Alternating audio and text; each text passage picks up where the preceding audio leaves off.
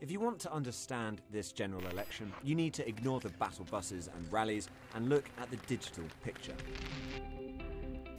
It's the invisible election for a reason. Political parties don't want you to see everything they're doing.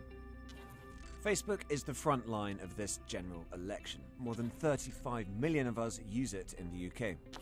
£1.2 million was spent on social media in the 2015 general election, and more than 99% of that was on Facebook. So here's how the targeting actually works. It starts quite basic. You've got your age and your gender, and then you've got location as well. This is the whole of the UK, but we can drill down. Here's Bristol. Then we go down to the postcode to a kilometre, so that only people within this radius will actually see your message. But then there's interest. This is what Facebook is best at. It's what it knows about you. And it knows a lot of detail, a lot of random detail. Here's cake. With cake, you've got cake, pancake, cheesecake, chocolate cake, birthday cake. All of those can be used to personalise a message. That might sound fairly innocuous, but it can be a lot more personal. You could target newlyweds or people expecting a baby. And from there, parties will pitch policies that appeal to that group, from housing to childcare.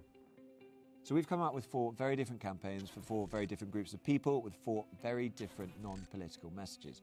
And the point is that our retired factory worker in Sutherland won't see the same message as a university student in Bristol. I think what people aren't seeing in the political space is the extent to which those messages are hyper-targeted, hyper-local, and if you live in a major city, you're not going to see the way they're targeting people in rural areas. If you live in England, you're not going to see the way they're targeting people in Scotland. Then there are the other digital dark arts. First is retargeting. You might have spotted this in the real world when adverts seem to follow you around the internet. You could do this to target supporters, or you could use it to spread attack adverts among your opponents.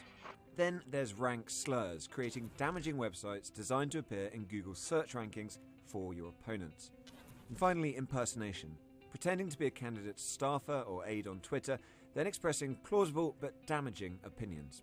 I think that we do have to realise that it's effective. Companies wouldn't be spending their money advertising here if it didn't change people's mind about what product to buy. I'm absolutely certain that it's capable of changing people's mind at the margin about who to vote for. I think that there are threats to the democratic process. Throughout this campaign, we'll be keeping track of these digital dirty tricks, but we need your help. If you see targeted political adverts or our own campaign, let us know. Together, we can make the invisible visible. Tom Cheshire, Sky News.